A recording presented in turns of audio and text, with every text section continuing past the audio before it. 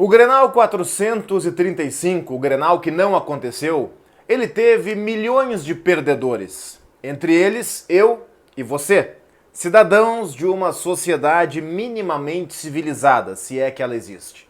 Mas o Grenal 435, que não aconteceu, ele teve 4 vencedores. E 4 que venceram por goleada.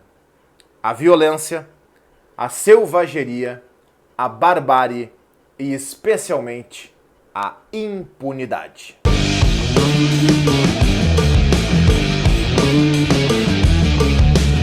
Pessoal, eu quero que vocês parem para pensar que nós estamos normalizando situações de absurdo. O absurdo virou rotina, o absurdo virou cotidiano para nós. Nos últimos 3 dias, o futebol brasileiro apresentou um ônibus bombardeado em Salvador, que quase deixou cego o Danilo Fernandes, goleiro do Bahia.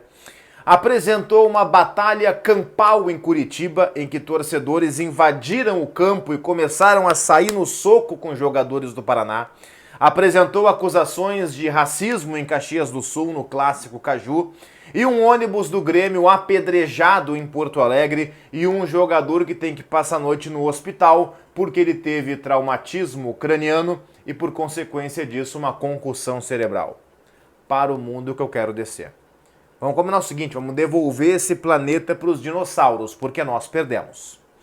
Eu estou colocando algumas fotos aqui e todas essas fotos têm o mesmo crédito. A assessoria de imprensa do Grêmio, que fez, que publicou e que divulgou essas fotos, de todo o ocorrido, e nessas fotos mostram o Vigia Sante, por exemplo, e segundo o Denis Abraão, vice de futebol do Grêmio, em contato com a produção da Rádio Guaíba, o Vigia Sante chegou a desmaiar no momento do choque, prontamente foi acordado, mas ainda assim levado ao hospital. Um traumatismo craniano foi observado, uma concussão, e o Vigia Sante passa a noite no Hospital Moinhos de Vento aqui em Porto Alegre. O Campas, meia colombiano, ele sofreu com estilhaços de um vidro quebrado por uma pedrada e inclusive um caco de vidro, um ou mais, enfim, não sei. Ficaram presos esses cacos dentro do ouvido do Campas. O Thiago Santos teve tremores, eu não sei se em função de algum estilhaço, algo no sistema nervoso, não sei. Mas dirigentes do Grêmio, Sérgio Vasquez, Denis Abraão, o próprio presidente Romildo Bolzan Júnior relataram toda essa situação. Aliás, eu quero deixar muito claro, e eu sou um crítico ferrenho e veemente da direção do Grêmio, em tudo aquilo que eu acho que a direção mereça ser criticada.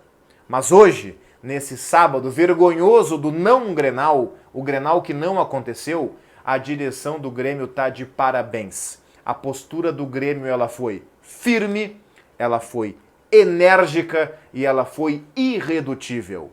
O Grêmio não tinha que entrar em campo e não entrou.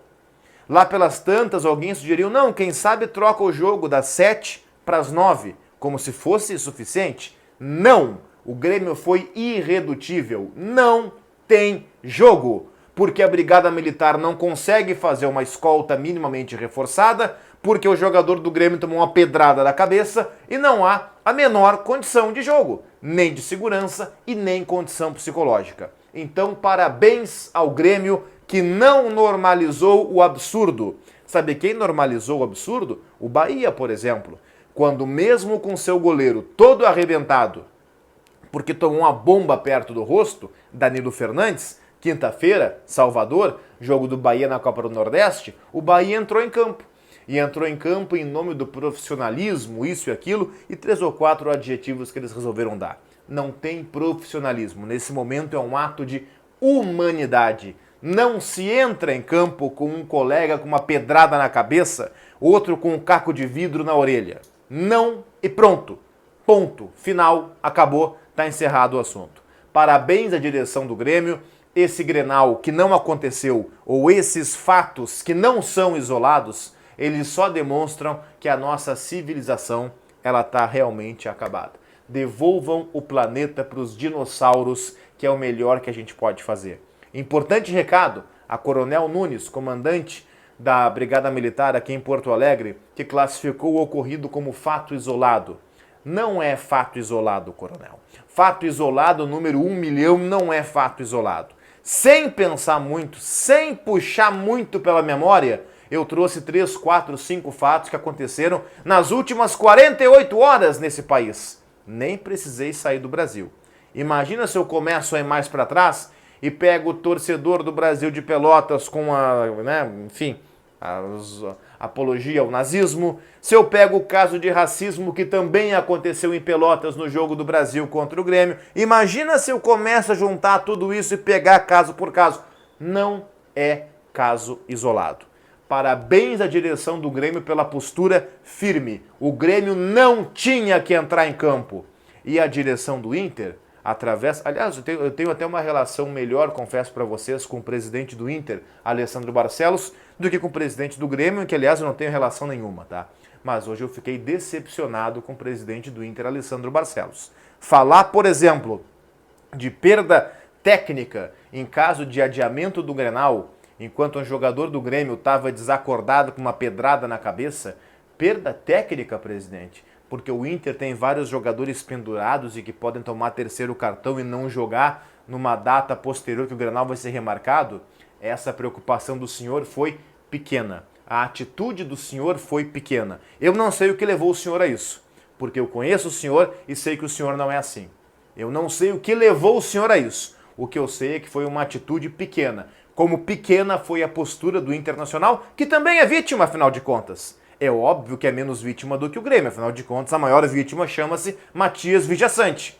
Mas é evidente que não foi alguém da direção do Inter que mandou o cara tocar pedra. Portanto, o Inter também é vítima nesse processo, a partir do momento em que o jogo, em que o Inter tinha obrigação de vencer, para efeito de tabela, foi transferido. O Inter também tem que buscar suas responsabilidades e ficar mais preocupado por perda técnica e vai voltar o Ferreira de lesão, vai voltar o Diego Souza de lesão. Quer dizer que se jogasse hoje o Grêmio sem Campas, sem Thiago Santos, sem Vijaçante, não tinha problema? Aí não.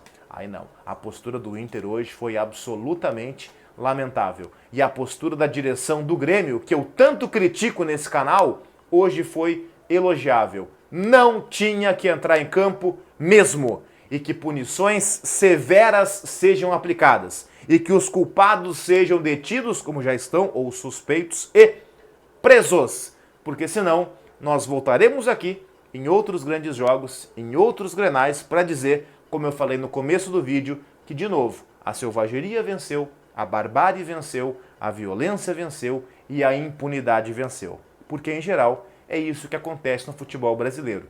A impunidade ganha sempre.